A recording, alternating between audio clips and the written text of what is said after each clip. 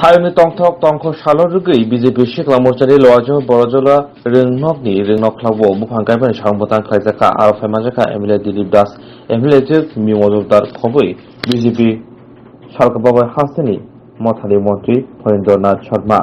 हम लोगों ने आज के दिन पर विश्व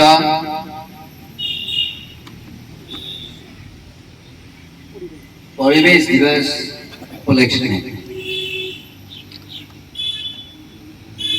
जब से हमको मालूम हुआ प्रकृति और मानव समाज का जो संपर्क है, इस दिवस को भारतीय जनता पार्टी हमेशा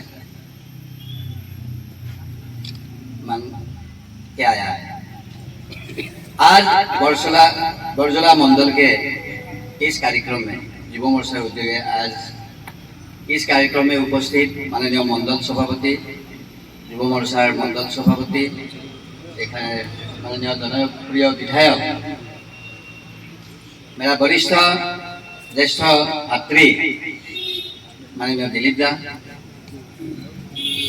और एक जनप्रिय विधायिका मिमी मजुमदार डांगरियानी आज इस सभा में उपस्थित मेरे आज दिन के बारे में दोनों सुंदर से बोला है।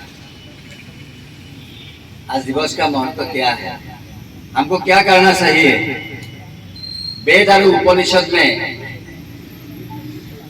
बोला है एको वृक्ष दह पुत्र सम, एक वृक्ष एक पेड़ 10 पुत्रों के समान, ऐसा वेदों में लिखा है। मानव और प्रकृति के बीच में हमारा जो संपर्क, ये दुनिया कितना भी आगे जाए लेकिन उससे हम दूर नहीं रह सकते। बोला है कोविड के समय माननीय मोदी जी ने इस प्रकार से ऑक्सीजन आकाशमार्ग से, जलपथ से, स्थलपथ से, तीनों पथ को लेकर बाहर से हमको ऑक्सीजन लाना पड़ा। मानव के लिए प्रकृति बाकी जीवों के लिए ऑक्सीजन क्या जरूरत है, कैसा जरूरत है, आपको मालूम है। ये मालूम होने के बावजूद भी जहां जरूरत है यहाँ तो पेड़ काटना पड़ेगा, ठीक है। 4 लेन हाईवे जरूरत है काटना, लेकिन साथ साथ में हमको पेड़ लगाना भी है। एक पेड़ काटेंगे तो 5 पेड़ हमको लगाना है, ठीक लगाना ही नहीं, उनको सुरक्षित संरक्षित, जैसे उन्होंने पहला भाषण में कहा है। आज एक पौधा लगाएंगे इसी में नहीं है, उसको वटवृक्ष आने तक हमारा दायित्व है। एक संतान जैसा उसको देखभाल करना पड़ेगा। मुझे और एक विषय पर हमको बोलने का है। आज विश्व परिवेश दिवस है। वृक्ष तो लगाएंगे, वृक्ष को हम संतान जैसा पालेंगे, लेकिन साथ साथ में धूप आया है ज्यादा नहीं बोलेंगे। 2 घंटा लेट में आया हूँ और मैं धूप में आपको बैठा करके हम बोलते रहेंगे, हम पे ऐसा नहीं करेंगे। लेकिन साथ साथ में और एक विषय मुझे मन में आते हैं। ये जो आज परिवेश दूषित हुआ है, वृक्ष कम हुआ, ठीक है, साथ साथ में ये जो सिंगल यूज प्लास्टिक, उसको भी मानव सभ्यता के थ्रेड है, एक प्रत्याह्वान है। इसलिए माननीय मोदी जी के जन्मदिन उपलक्ष्य में हमने नाला में जो प्लास्टिक रहते हैं उसको साफ किया।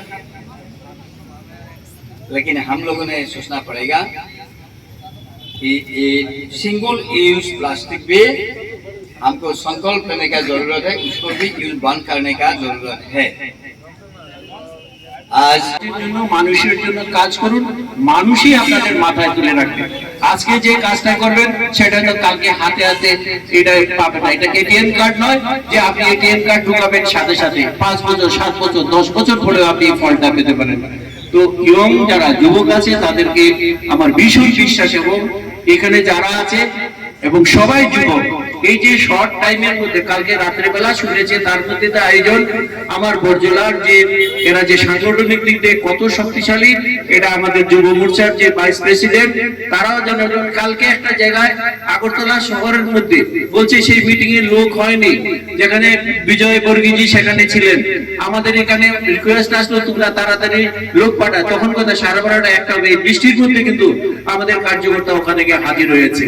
এই এয়ারপোর্টটার কাছে থাকা যা কিছু দায়িত্ব আছে আমাদের বড় বড় যারা আসেন সেই রাস্তায় দাঁড়িয়ে অভিবাদন করা, এয়ারপোর্টে রিসিভ করা, সেটা আমরাই করে থাকি এবং আমরা সৌভাগ্য মনে করি যে আমাদের ন্যাশনাল লিডার যে প্রধানমন্ত্রীকে আমাদের যিনি পার্টির প্রেসিডেন্ট আছে সেটা সবাইকে আমরা স্বাগত জানাই। এটা ঈশ্বরের আমাদের আশীর্বাদ করেছে। প্লাস এখানে যে 4 লেন রাস্তা হবে বছরখানের মধ্যে শেষ হবে, এটা যখন কমপ্লিট হবে তখন বরজলাকে আর কেউ চিনতে পারবে না, মনে হবে কোন একটা বিদেশি রাজ্যে এসে ঢুকেছে। সুতরাং এমনও দিন আসবে যেদিন বরজলা হবে নিউ আগরতলা, যেমন ওল্ড দিল্লি নিউ দিল্লি, এটা আমার শুধু কল্পনা নয়, এটা বাস্তবই হবে। সবাইকে